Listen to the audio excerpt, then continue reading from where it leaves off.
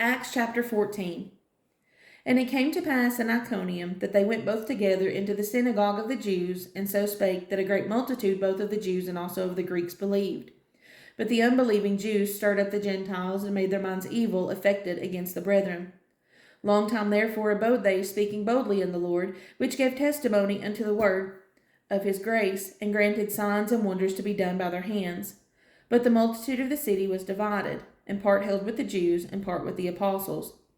And when there was an assault made both of the Gentiles and also of the Jews, with their rulers, to use them despitefully and to stone them, they were aware of it, and fled unto Lystra and Derbe, cities of Lycaonia, and unto the region that lieth round about. And there they preached the gospel. And there sat a certain man at Lystra, impotent in his feet, being a cripple from his mother's womb, who never had walked. The same heard Paul speak, who steadfastly beholding him, and perceiving that he had faith to be healed, said with a loud voice, Stand upright on the feet. And he leaped and walked. And when the people saw what Paul had done, they lifted up their voices, saying in the speech of Lycaonia, The gods are come down to us in the likeness of men. And they called Barnabas Jupiter, and Paul Mercurius, because he was the chief speaker. Then the priest of Jupiter, which was before their city, brought oxen and garlands unto the gates, and would have done sacrifice with the people. Which when the apostles, Barnabas and Paul, heard of, they rent their clothes, and ran in among the people, crying out, and saying, Sirs, why do you these things? We also are men of like passions with you, and preach unto you that you should turn from these vanities unto the living God, which made heaven and earth and the sea and all things that are therein, who in times past suffered all nations to walk in their own ways. Nevertheless, he left not himself without witness, in that he did good, and gave us rain from heaven, and fruitful seasons, filling our hearts with food and gladness.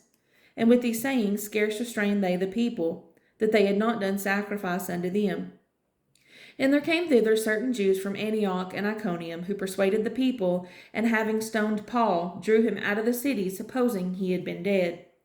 Howbeit, as the disciples stood round about him, he rose up and came into the city, and the next day he departed with Barnabas to Derbe.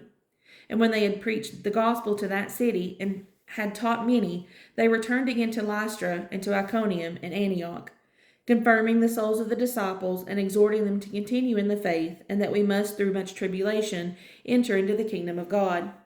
And when they had ordained them elders in every church, and had prayed with fasting, they commended them to the Lord on whom they believed. And after they had passed through Pisidia, they came to Pamphylia. And when they had preached the word in Persia, they went down to Italia, and thence sailed to Antioch, from whence they had been recommended to the grace of God for the work which they fulfilled.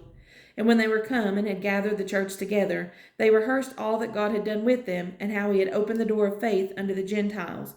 And there they abode long time with the disciples.